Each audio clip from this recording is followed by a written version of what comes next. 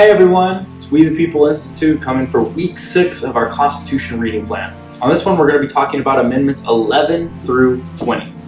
Now let's start off with Amendments 11 and 12, which actually were kind of viewed by the Founding Fathers as additions to the Bill of Rights. Now, focusing on Amendment 11, during the debates over whether to ratify the Constitution, there was controversy over whether one provision of Article 3 allowed federal courts to hear disputes between a state and a citizen either of that state or of any other state. Now, anti-federalists, who were the people that generally opposed the idea of the Constitution, feared that this provision would allow individuals to sue states in a federal court. Now, Federalists believed, no. The American people are never going to be so stupid as to do that. You don't believe in them. So, no, you're crazy.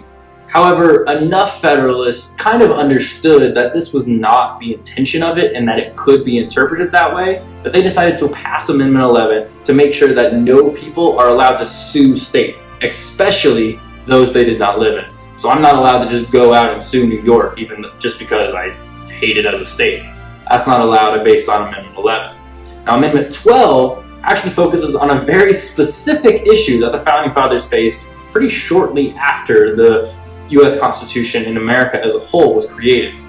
Now, in 1800, there was an election that was going on, and how the Electoral College worked at that time was that each state had 2 different votes, and whoever received the most amount of votes from all the states would then be president. Whoever received the second most amount of votes would then be the vice president.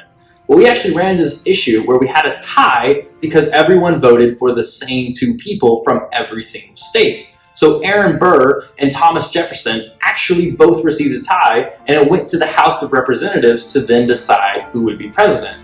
Now, they decided on Thomas Jefferson, with Aaron Burr being his vice president, but this was undesirable overall because Burr wasn't even running to be president. He was actually running to be Thomas Jefferson's vice president, and so this led to a lot of confusion just of, well, is our Electoral College working, or should we be working to make sure that this doesn't happen again?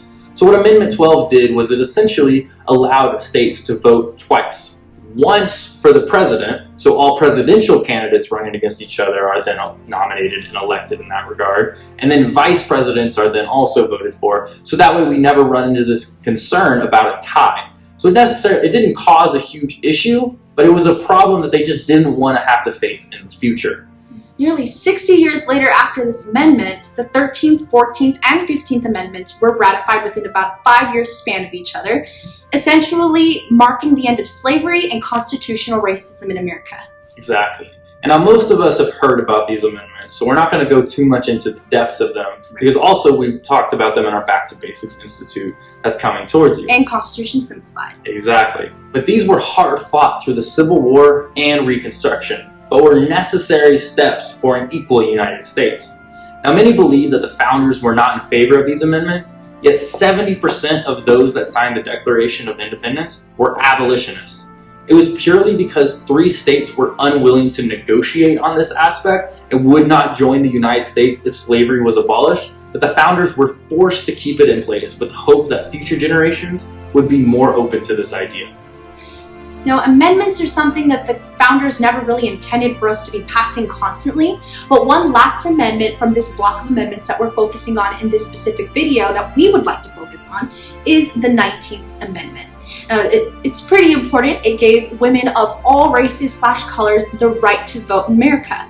Something interesting, though, is nearly 50 years after the 15th Amendment was this done in the United States. So again, 50 years after the 15th Amendment was ratified was when we ratified the 19th Amendment. So it took a while.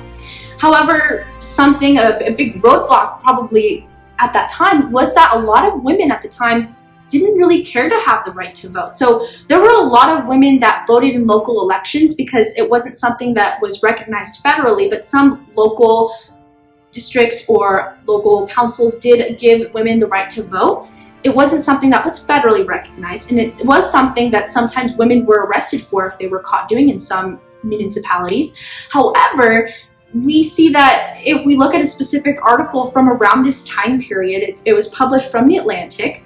It says that in 1895, of 575,000 voting women in Massachusetts, only 22,204 women voted for suffrage, which is the right to vote.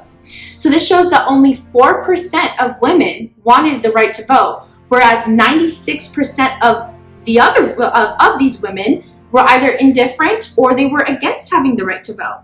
Now, this may sound absurd, especially to us women, but they actually had some biblical merit behind their reasoning. Let's take a look at what that was. So structurally, women viewed their role in the household as incredibly important because organically they birthed the structure for the rest of society. They birthed government, they birthed medical professionals, they helped foster an environment to help their other family members prosper. And in their opinion, that was quintessentially important.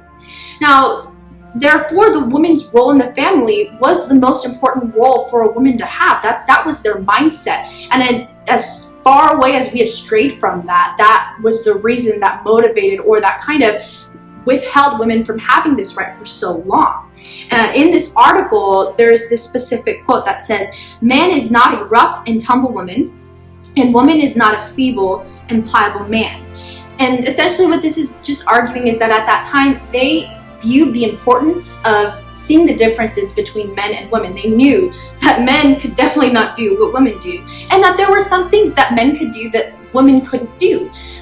And so that is essentially what motivated their role in the family and their desire to have that role in the family.